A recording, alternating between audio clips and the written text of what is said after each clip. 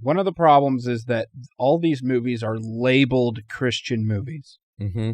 Why are they so adamant that they be Christian movies when they market them? Right. Instead of being like, hey, this is a new movie we made. Again, I don't understand it. Yeah, again, I think for a lot of the Christian movies, they're made for that demographic. And so they want that demographic to know this movie is for you. Okay. And so it's intentional. That's their customer base. Okay. And so they're appealing to that customer base. It just feels like they're making movies for way too specific an audience, and they're not good, and they're not accessible to anybody else. Well, and so I just don't see the point. But I think they know they're not as good. Okay. And so if they market them broadly without labeling them, no one's going to watch it. All right. So they have to label it very specifically within the Christian genre for it to even be watched. Because if you're a Christian watching a movie a Christian movie, you're willing to overlook some of the bad acting, plot holes, storyline gaps, not greatest quality, Mm-hmm. because there's an underlying message there that you're probably going to connect with. Well, to me, it seems like the reason they label it a Christian movie is so that no one will get mad about any of the things in it that seem like they shouldn't be shown to people or aren't Christian. What do you mean? Like if the daughter died too brutally, it'd be like, the Christians made this? And if they weren't told, hey, this is for you, don't worry, it's going to be okay. Like, this is made by Christians, Christian movie, so this amount of blood or whatever they showed is acceptable for you to watch. Gotcha. Because I feel like people would get mad. Okay.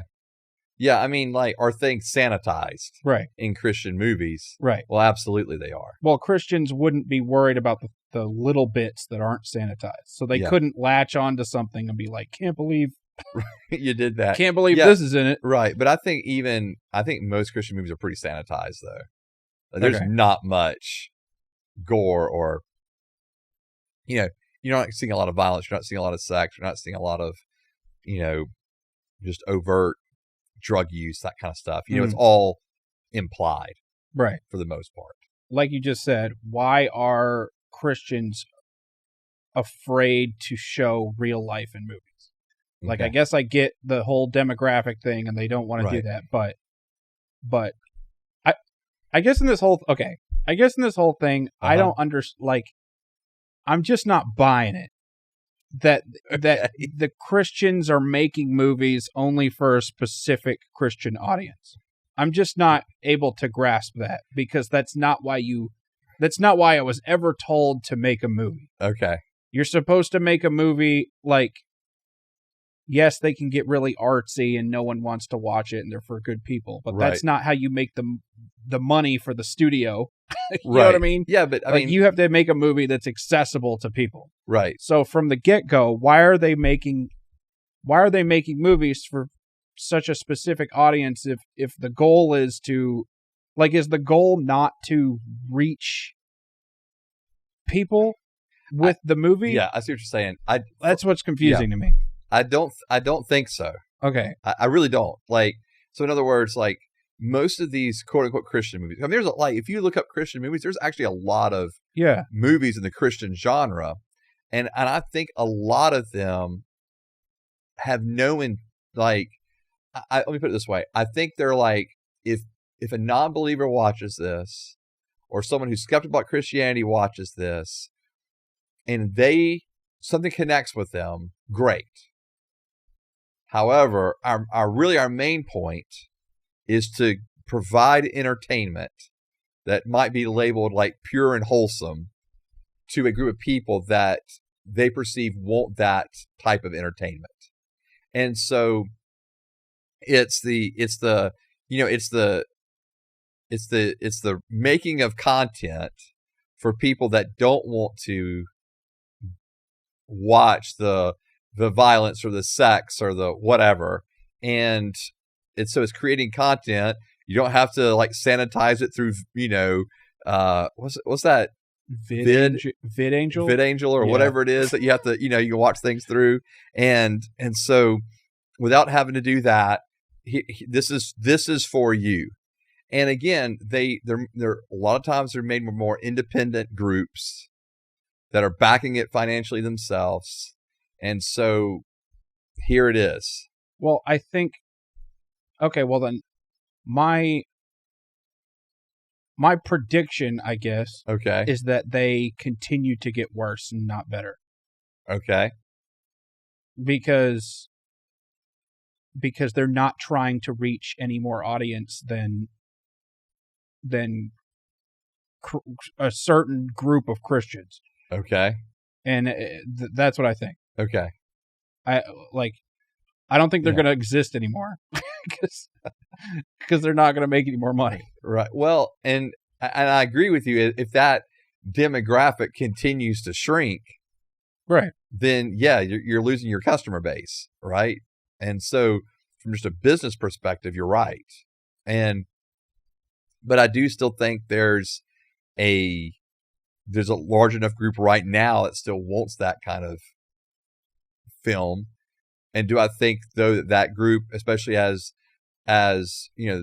generation of the boomers, as they age out, right, and they in older Gen X as they kind of as they're aging and maybe not as interested in this kind of stuff, then I can see that happening, or just the numbers themselves just decrease, right? And so I get that, but I do think there has been the good part of some movies actually getting better and actually getting to larger audiences. But I also agree with the fact that they really are targeted toward a demographic. And if they don't change that perspective, you're right. But I don't know how. Here's what I'm saying. What I'm saying though, like if you're a low budget group, okay, how are you going to compete with better made movies? Like, in other words, who's going to come watch your movie if it's not well made, and two, if critics are slamming it, right? Because they're going to do because it's too Christian, right. So I don't know how they're going to compete with the larger movie industry by not starting with stories directed at such a small subsect of the population. Yeah. And like so heavy-handedly towards one small subsect of the population. Yeah. That's what I think. Because but you see what I'm also saying? Yeah, I get it. If they want to expand it beyond that, how are they going to compete? What compete with? With the larger movie industry, with movies that are not geared specifically toward them, but have financial backing, but have better actors, but have better scripts and storylines. Well, first of all, it's possible to make very low budget movies that are really good. Okay.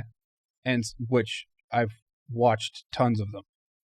And that's why I'm saying I think starting with a story that is only geared toward a certain group of people is not how you get there.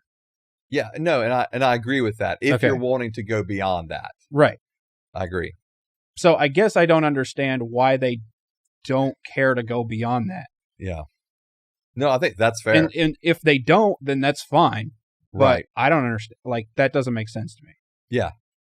Like, because all we ever learned in film school was you stick with the basics of storytelling, the narrative structure and everything. Yeah, sure. And have some normal characters as the leads and then put the weird ones on the outside, and then maybe you can make a movie about the weird ones later. Okay. Which is what they did with Marvel, sort of, even though they started with the weirder characters, but they made them good. Mm-hmm. But I anyway, gotcha. yeah.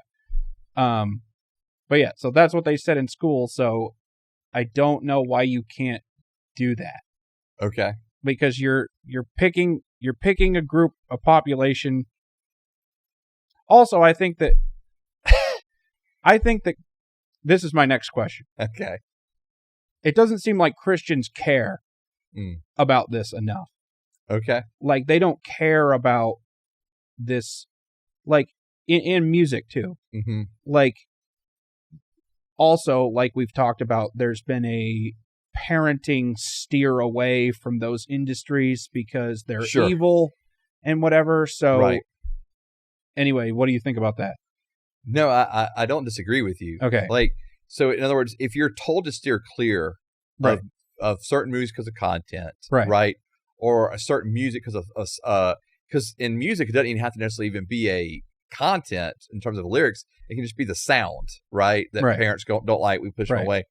So if you're pushed out of those, then you're not very likely, right, to pursue those endeavors in any type of professional career or attempt to get good at them, or even know how to get good at them.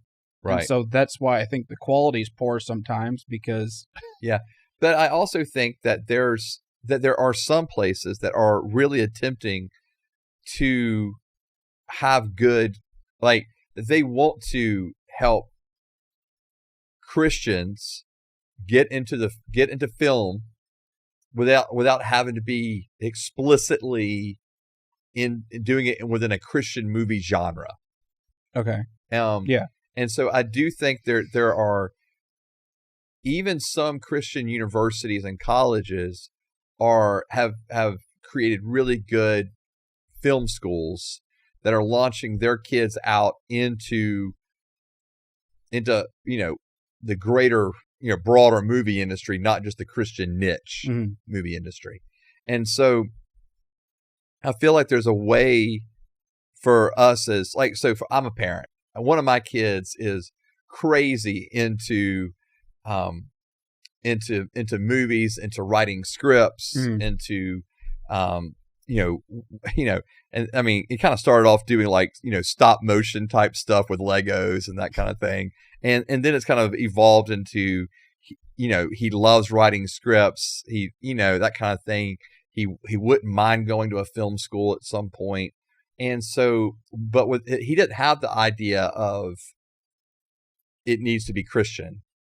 He just wants to find a way to tell a good story. And I think we should, as Christians, encourage our young people, learn how to tell good stories and learn how to because if we don't create film, even if it's just film for, social media sake, right? Like how do we ever think we're going to reach a broader audience? Well, that's the whole point. Yeah. Like, I don't get why they don't want to reach a broader audience. Yeah, I understand. That's the goal. I don't understand. Yeah, no, I get you. I think that there needs to be a push for that, and I think that the idea that it's got to be overtly Christian to reach somebody is not true either. Because if you're preaching the gospel constantly through an hour-and-a-half movie, right, that's not realistic. Or it's exhausting. Yeah, or one of the sides that I've seen is by the end of the movie, everything has just worked out great. Yeah. Right. That's not real life. No. Sometimes you pray, and someone still dies. Someone's still sick. A marriage falls apart, right? I think that there's got to be a way to tell stories without it seeming that, oh, well, if you just do the right thing, pray this amount, pray these prayers for this long, in this particular place, in this particular way, it's all going to be answered. Also, that's not the way the world works. Another thing is there's so many Bible stories that you could just put on screen. Like, those are overtly Christian, but there's so many little ones that take 4 verses that you could make hour-and-a-half movies about. Absolutely. And nobody does it. And I don't understand. Well, and I think that's the beauty of what The Chosen has done. Right. Because The Chosen takes these little small segments of Jesus's, of the accounts of Jesus in the gospel, and it'll take, 10 verses and create a whole episode out of it. Yeah. and with all these nuances filled in, that you're sitting there going, I never thought of it that way. Mm-hmm. But that's the beauty of people looking at something and going, but what's not said in the story? Right. So let's show this in a broader story form, and the same message can get across. But you fill in the gaps of just what's there in Scripture. I mean, I agree with you. I mean, Scripture, whether it's Old Testament, New Testament, it's full of stuff that you could do amazing stories with. So I'm with you, man. And I think we have to, and I do think we need to encourage our kids and encourage generations to say, hey, you can use film, you can use music. I mean, it was like the whole push, like kind of like when evolution, the teaching of evolution started coming into schools, and it was like, science is bad. Everybody stay away from science. Nobody be in science. Right. That's the worst response we could have ever had as Christians. Mm-hmm. And so I think that in the same way now we're all on our 8th boosters because of it. I won't tell you that I got asked if I wanted a That's booster what happened yesterday, but anyway, whatever, or last week, I guess. Good Lord. But I think that there's a way to encourage our young people to go into these fields that have been labeled for whatever reason as like off limits to Christians, and it shouldn't have to be that way. If we buy you a camera, the first thing you're going to do is take pictures of your genitals and put it on the internet. That's what's going to happen. Like almost like going to worst case scenario. Yes. Yeah. Like if I get you involved in science, you're obviously going to become an atheist. Right. That's just stupid. Right. Because you would hope that, no, you get involved in science. Didn't you teach them not to be an atheist? I don't get it. Right. And so, no, but I think a lot of it is we need like The Chosen has done, and they have found a way to raise funds. They have. And raise budget through crowdfunding. And so to get creative with the way that we raise funds for movies, and to have enough budget to find actors and actresses who want to participate in these kind of things, and then to write really good stories. Who don't always have to be Christians themselves. Correct. I mean, like the Jesus Revolution, for example. Yeah. And having Kelsey Grammer in there, and he's not necessarily a Christian. And so the fact that I don't know where he falls. Probably forward. Not backwards. No. Okay. But, but you can have actors and actresses, that aren't Christian that can be in these types of movies. If they see it's a good story, I mean, like how many, Ben-Hur. Oh yeah. Like, none of those people were Christians. Right. Or like, look at the, like Prince of Egypt we talked about earlier. Yeah. Look at the amount of voice actors that were in that. They're not Christians. No. But they signed on because it was a great story. Right. And so I think that there's a way. And a great soundtrack. That soundtrack was ridiculous. It's the best. So I think there's a way to encourage our people to get in that, for movies to tell real life stories without it being hokey and cheesy. Yeah. There's what was the movie about the song? I Can Only Imagine. Yeah, I Can Only Imagine. Yeah. Yeah. The dad is like abusive and screams at his kid all the time. Have you not seen this one? I've actually not seen it. Screams at his kid all the time, and he's an alcoholic. And to show him getting angry, he like walks forward toward him, and the kid falls down. He doesn't actually hit him. Right. And he never swears. And when they wanted to show him drinking, he's sitting at a diner with his mug of coffee. Like, this is a bar scene, but the filmmakers didn't want to film in a bar with alcohol to tell the story. I just don't understand. Right. I don't understand decisions like that. Yeah. Because when I'm watching it, I'm just going, this is not what happened. You're not even telling me the story right. Because you don't want to show a bar. Right. And a glass of beer. You want to so sanitize it. It's too. Yeah. I just don't understand that kind of thing. Yeah. Like, I understand not wanting to show nudity. Sure. Even though you can fake it now. Yeah. with AI and CGI and stuff. Right. But I understand not wanting to show that, or sex. Sure. even though movies have done ways around that forever. Mm-hmm. But everything else I don't get. Like, maybe you don't need to have the actors saying GD on screen. Sure. But they could say all the other ones if they feel okay with it. Yeah. And you could just go, hey, are you okay saying the F word? Right. Yes, I am. Okay. Well, the character who is the abusive father requires that you say the F word. I just don't get it. I mean, I guess it's because it's for a certain group of people, but I feel like if you keep going after that certain group of people and keep making movies the way that you've been making them, you're not going to be able to do that for very long. Yeah. And it's not going to do anything for anybody else. Yeah. And I think there's because I think that there's the sense of like, all right, we don't want to show these types of things, the things you just mentioned, right? The nudity, the swearing, the drinking, and it's like, okay, we don't want to show these types of things. But again, like we mentioned, I don't know, last episode or the episode before, like the Bible's full of these types of scenes that are explicitly stated. But I think that what we have to realize is just because you show it doesn't mean you're like glorifying it. Right. If the end of the story ends in God, right. You know what I mean? Ends in a good thing, right. which that song coming out was the good thing. Sure. That it ended with. Like, you took away all the meaning of why that song's powerful at the end of the movie. If you don't show that stuff. Yeah. Like, it's not as powerful feeling of a song if you want it to feel that way. Right. At the end, if you don't have this stuff happen, because this is what got him there. Right. And I agree with you. I don't, there's a sense of like, all right, I don't want to glorify or honor the profane. Like, I get that. Right. And so, but like you're talking about, that you can still show someone sitting at a bar right. with a drink without glorifying that. Right. You can still have someone, and and we can sit here all day long and go, well, which cuss words are acceptable, which ones right. are not, right?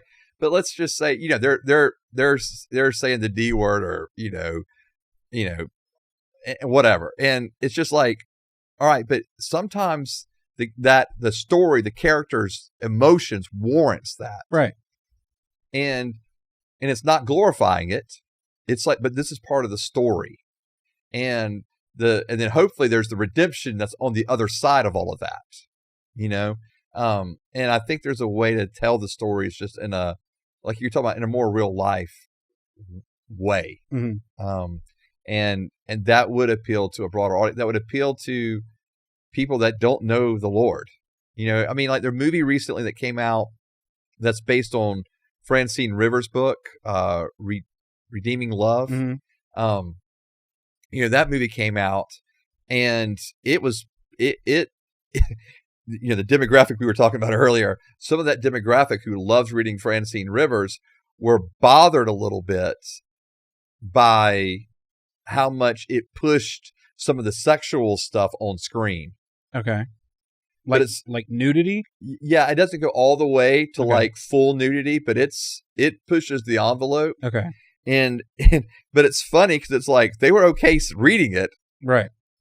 But when it's right there on the screen, oh no. Right. But when you take your mother to watch it with you. Right, it's a little awkward. Yeah. And so, but for that movie that was not publicized as a Christian movie, for that movie to reach a broader audience, you kind of have to find that line that may be a little further right. than maybe that specific demographic would want. Mm-hmm. Because you're right. I mean, sitting there watching it with, your mother or your mother-in-law or whatever, would be like, yikes, this is a little, but if the purpose of the movie is to try to tell a real story, mm-hmm. really deal with some serious stuff and talk about it, you got to put it there.